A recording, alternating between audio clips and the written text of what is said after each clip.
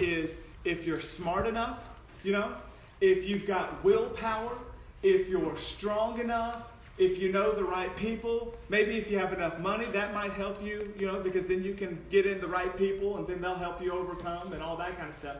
But what we know to be true, and you know this if you've tried any of those aforementioned, did you like how I said aforementioned?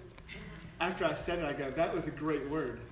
And so when you've tried all of those things that I previously just said, that's aforementioned. If you didn't know what that word meant, that's what it meant. When you've tried all of those things, when you've tried those, you realize that none of those things worked. Because what ended up happening, it was like a New Year's resolution. You started it off, and for the first month, you were like, I'm nailing this. And by February, you were doing exactly what you said that you were trying to stop doing on January 1st, right? So none of those things work. But Jesus is going to introduce a thought to you that's going to change everything of how you overcome temptation. It's going to change everything, and it's going to give you the traction that you need to keep going, all right? And that is this, okay? It's not about willpower. It's not about strength. It's not smart. Not even about how good looking you are. Remember, Brian? We talked about how good looking we are. And we still have issues, right? Nobody amen that. But Jesus is going to step in, and this is what he's going to say. If you want to overcome temptation, it is all about this. Ready? If you fall asleep after this, it's fine because you got the main point. It is all about your confidence in God that he will provide for your every need. Amen. It's about your confidence that he has your best interest at heart. Amen. Okay? So, and I just used that quick little illustration. If you believe that God is going to provide for you, okay, then you don't have to steal. Because you believe you don't have to steal because God is going to provide your every need. All right? So stealing, if that was an issue, okay, you're just a klepto. I don't know, whatever that. And you're like, I'm trying to get off of it. I just steal. I can't help it. It's just like that. Hey, every time that thought comes through, go, you know what? God is going to provide my needs. I have confidence. And when you lack the confidence to do that, when you don't think that God is going to come through, when you don't believe that he's going to step up, when you don't believe he has your best interest in mind, then what inevitably will happen is you go, well, if God doesn't, then I've got to, right? So then you start doing whatever it is that you don't think that God is going to meet your needs in. And so therefore you've got to take it in on your own. And what Jesus has done, proven in these 3 different temptations is shown every single time. Listen, Jesus can turn rocks into bread, but this is what he says. You know what? I'm not going to step outside of God's provision for my life. I believe that God is going to step in and he's going to provide what I need. I don't have to step out and prove that I can do something because I believe that he's going to step in and he's going to do it for me. Amen, Jimmy? And then the second one, it's like, hey, there's a bunch of people down there. Jesus, if you just jump, okay, then everybody around is going to see and you just send angels down to catch you. And I guarantee that high priest who just saw you jump off the 8 stories or something like that, and all of a sudden the angels swoop down and catch you. Listen, I guarantee you, Jesus, they're going to believe that you're the Messiah. And Jesus goes like this, you know what? I want the high priest and everybody down there to be followers of, and I want them all to have a relationship with God. But I'm not going to step outside of God's plan for my life. And that does not include just going, hey, here's a bad idea, God, I hope you catch it. That's kind of what happened there. And so that was the second one. Now the third one, this one is the best. I mean, again, if you thought Satan was stupid, then you didn't read this part, okay? Because this is probably the worst one. So if you're looking in Matthew 4 and verse 8, okay, this is where it starts. It says, again, the devil took him to a very high mountain, and he showed him all the kingdoms of the world and their glory. And he said unto him, all these things I will give to you, if you will but fall down and worship me. All right, so this is so, I say this is so great, but it's just because, the way that Satan comes at Jesus. Now, you need to know this, that one of the reasons that Jesus came to earth Okay, one of them was to provide a way of redemption for all of us. Amen. That was number one. Okay, that, and mission accomplished, right? But let me tell you one of the other reasons that he came, and that was to bring back this whole planet. See, this is just like a little theology aside note. If you don't like theology, then just you can tune out for like 1 minute and then come back. But this is essentially what happened. Back in the Genesis, God created Adam and Eve, and he told Adam and Eve, this is your planet, essentially. Hey, I'm giving you dominion over everything. Hey, all of the animals, go ahead, name them. They're all yours. Whatever, can you imagine? So a little fly goes by, and Adam goes, fly. And God goes, okay, you're going to have to do better than this because there's a whole lot of animals. You're going to have to be a little bit more creative. Anyway, so there's a sense there where God gives Adam and Eve dominion over the entire planet. This is yours. Tend to the garden. Make sure animals are taken care of. This is yours. And then something happened all of a sudden in their sin. Okay, they dropped the ball, and it looks like Satan is the one who catches it. And when Jesus comes to earth, it's about bringing you back to himself. But there's also a sense there where he's bringing the entire planet back to himself. And you see that? And so what you're Satan now, right? Well, some of you don't have to pretend very difficult, right? Elliot? And some of you wise are going, I don't have to pretend. Thankfully I'm sitting up here, or I would have, a bruise right in this area. But listen to this. So Satan gets Jesus up on top of this mountain, and this is essentially the temptation. Hey, Jesus, do you see all of the kingdoms of this world? Okay? It's why you came. Isn't that right, Jesus? Isn't that why you came? So that you could bring back, so you could kind of purchase this? And Jesus would go, yes, that's one of the reasons why I came. And then Satan would go like this. Hey, Jesus, I'll just go ahead and I'll give it to you. How about that? You came to get this. I will go ahead and just give it to you. Now, what's interesting, if you're kind of wondering, like a lot of theologians, they go, well, I wonder if Satan even had the ability. What I think is interesting is that Jesus does not argue with that, okay? He doesn't go, hey, Satan, you can't give me something that you don't have. He doesn't do that at all. It doesn't argue with them at all. So it almost is like Satan is offering a real thing here, right? And he goes, hey, Satan, or Jesus, there's no reason that we have to prolong this. You came for it. I will just go ahead and give it to you. And I can imagine Jesus would go, well, great. That makes this a whole lot easier. And then Satan goes, but I'll do it, but you just need to fall down and worship me. Now, this is what I want you to see in this, because this is really important. What Satan is saying is this. Jesus, you're the Messiah. I got that. You're sent from God. Yeah, the Son of God. Yeah, deity, gotcha. Satan would know more than anybody, all of that. He's got better theology than anybody in this room, right? But this is what he's telling Jesus. Listen, you don't have to put this down forever, okay? I'm not telling you that you've got to worship me forever.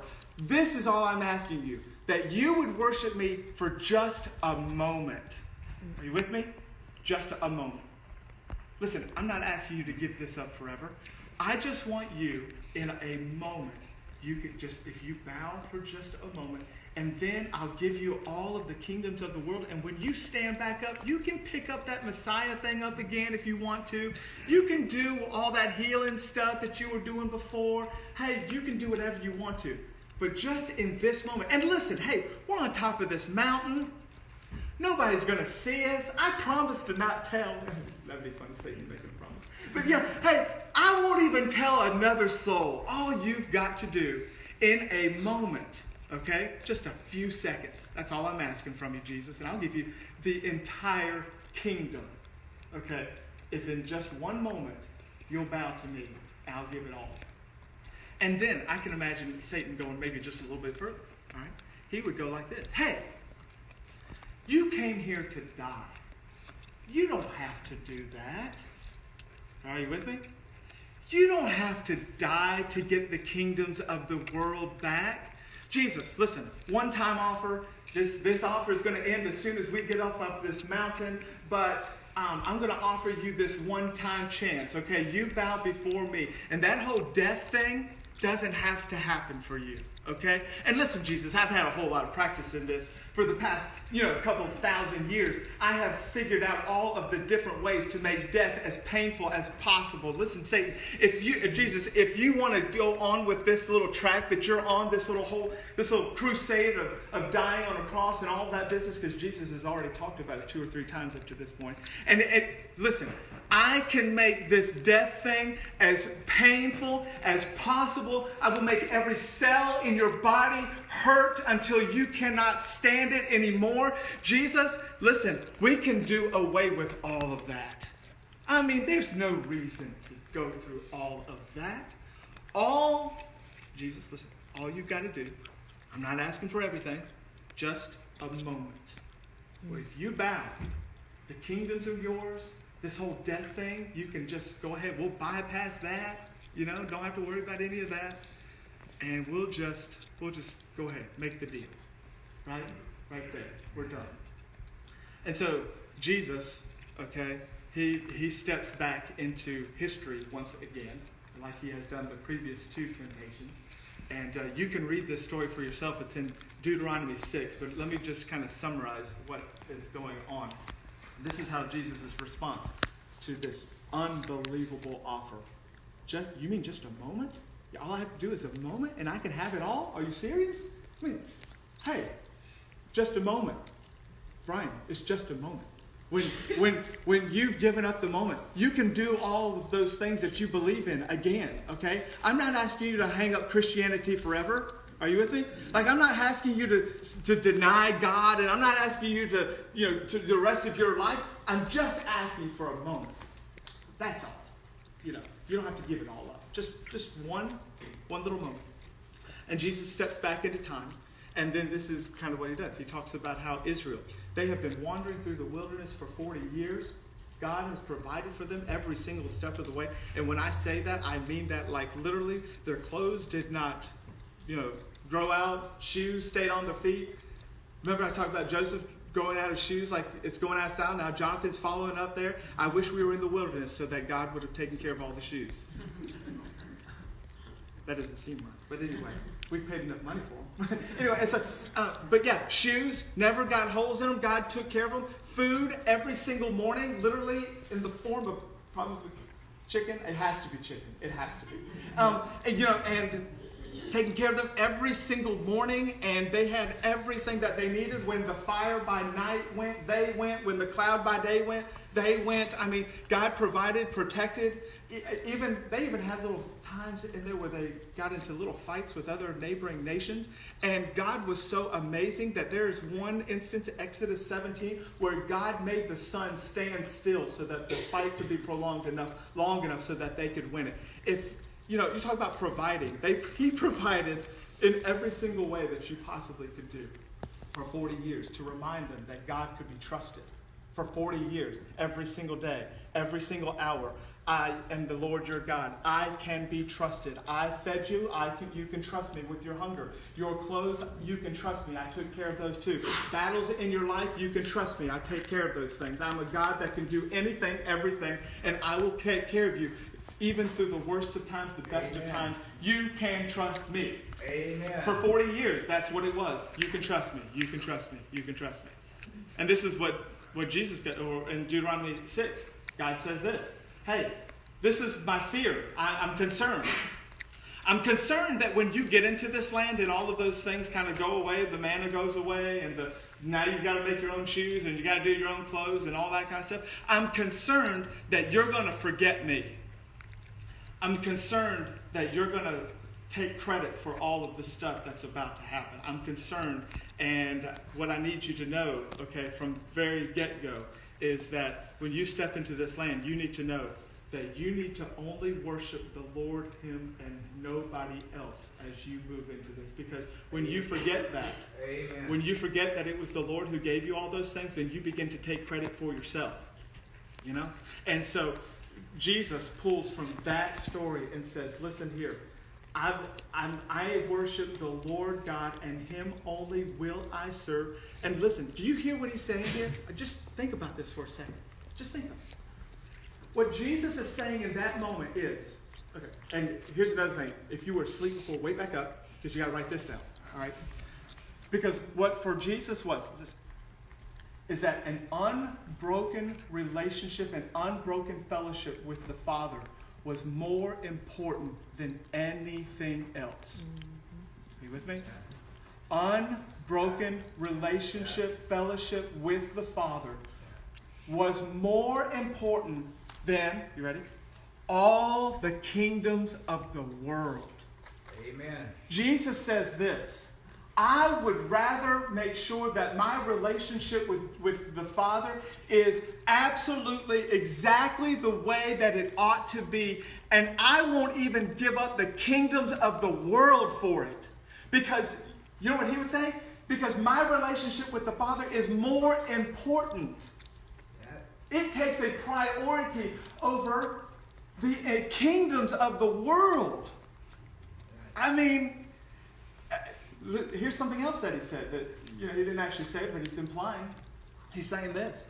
I would rather have an unbroken relationship with the Father than, escaping the worst death that any human has ever had. I would rather die whatever cruel death, Satan, that you can bring to me. I don't care if every cell in my body is screaming for pain. I don't care if I have to hang on a cross for 6 hours. I don't care if I have to get beaten. I don't care about the crown of thorns. I don't care about getting whipped until people can see my bones. Are you with me?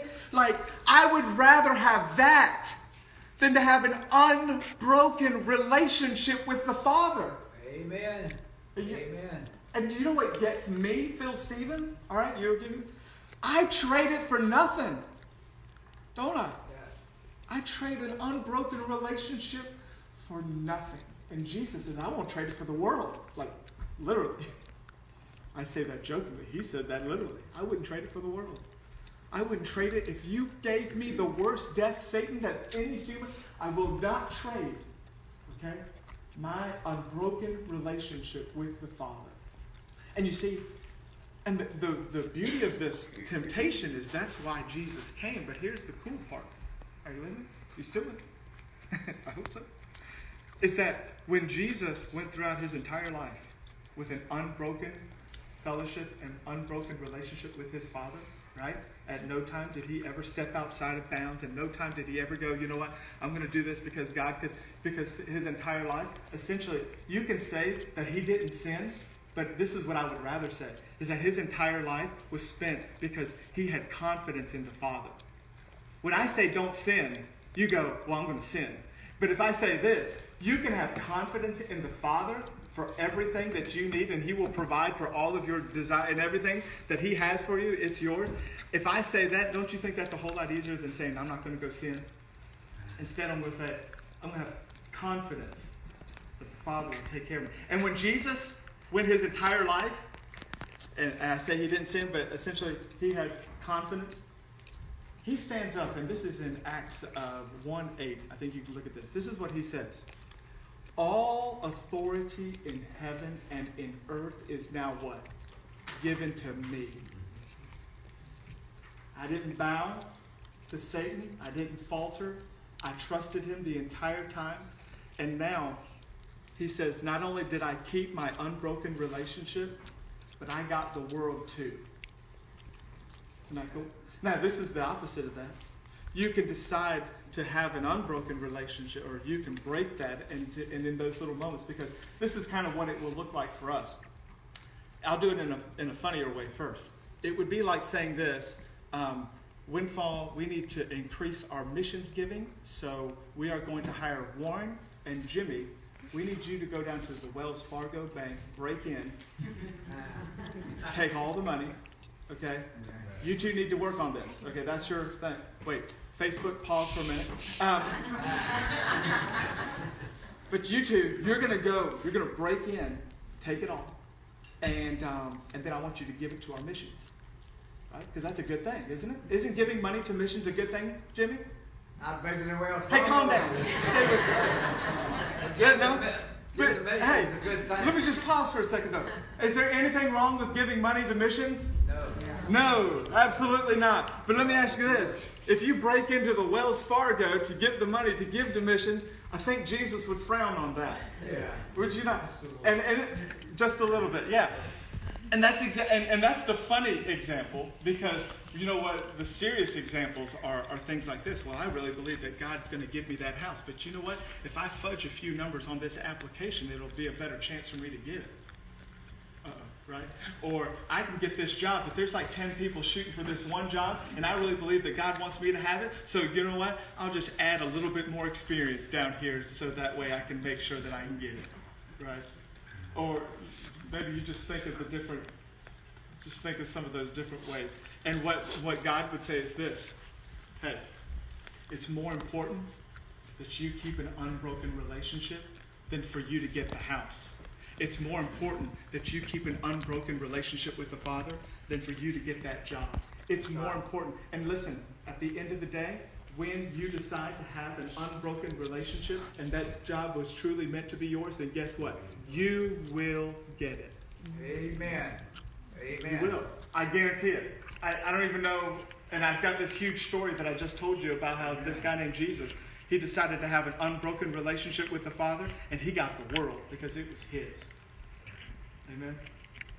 Amen. More than the worst death on this planet, more than the kingdoms itself, Jesus says, what's more important to me is that I follow God every single step of the way. Amen. Don't trade it. Listen, don't trade it for anything. Don't trade it for the shiniest of shiniest. Don't trade it for the best looking of the best looking. Don't trade it for anything. Okay? Don't give it up. Don't lose it. Because what is more priceless and what is worth more than anything on this planet is a relationship with the Father. Amen. Don't give it up for nothing. And it's yours. Amen. On his side, he's already provided the death that he needed to buy you back. He's already provided relationship with you through the cross. He gives you life everlasting through his resurrection. Everything is taken care of. You simply just decide, that's what I want. And it's yours forever. Amen. Don't trade it for nothing. Amen? This right here, just so fun. Amen. So God, thank you. Thank you so, so much that you have provided. I mean, God, I was a sinner. There was literally nothing that I could do. And yet your son came and you died that death. And you paid for my sin. And you provided life for me through your resurrection. And I am so thankful, God, that you have done all of that. And you simply just offer this gift to me to take. And I just pray that if there's somebody in this building who's never done that and they've decided, for however long that was not for them, that today would be the day where they decide that I would love to take hold of the life that you have for them. And so, God, I just pray that in any decision, God, that needs to be made this morning, that you would have your way, that you would just convict of sin if that is the need or whatever it is. God, you know the heart. And so I just pray that your will would be done, that nobody walks out of here thinking or disobeying or anything like that. It's all about you and you in their life. And we thank you.